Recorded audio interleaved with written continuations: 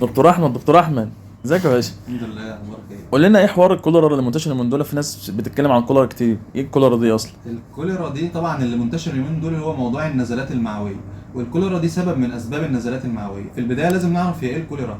هي الفايبرو كوليرا، هي عائله الضمات، منها انواع كتير، سلالات كتير، منها الكوليرا دي. الكوليرا دي نوع من انواع البكتيريا، عدوى بكتيريه سالبه الجرام، تظهر تحت الميكروسكوب على شكل حرف الواو كده، الضمه، لذلك اسمها ضمات. بتحدث الإصابة بالكوليرا دي عن طريق التلوث الأطعمة أو المياه بشكل مباشر بالبكتيريا دي، أو إن أنا أسلم على حد أو أتلامس مع حد مصاب بالكوليرا ومش غاسل إيده كويس أو مفيش نظافة شخصية. طيب الكوليرا دي بتفرز سم بيسمى الكوليرا توكسين.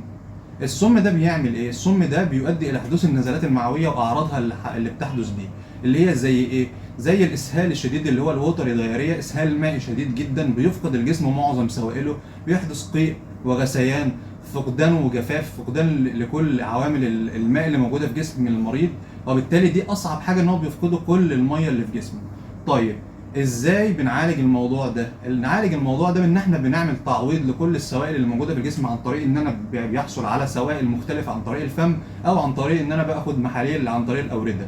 طيب الوقايه بتاعت المشكله دي بنعمل ايه؟ ان اهم حاجه الوقايه بالنظافه الشخصيه، تغسل ايدك كويس جدا بالميه والصابون، ودي ابسط شيء. لو في اي مطهرات تستخدمها ده هيبقى افضل شيء. طبعا طهي الطعام بشكل جيد جدا، اللي هي قلنا تلوث الطعام وتلوث المياه. طبعا هي بتشخص اكلينيكيا بالاعراض، وبرضه التشخيص المعملي بالنسبه لنا هو عن طريق فحص عينه البراز، عمل مزرعه براز او مزرعه من القيء، واكتشاف وجود البكتيريا زي ما قلنا بشكلها، اللي هي جرام نيجاتيف باسيلاي او فايبرو ضمات بتظهر تحت الميكروسكوب. فاهم شيء بالنسبه لنا هو مزرعه البراز، هي اللي بتحدد وجودها من عدمه.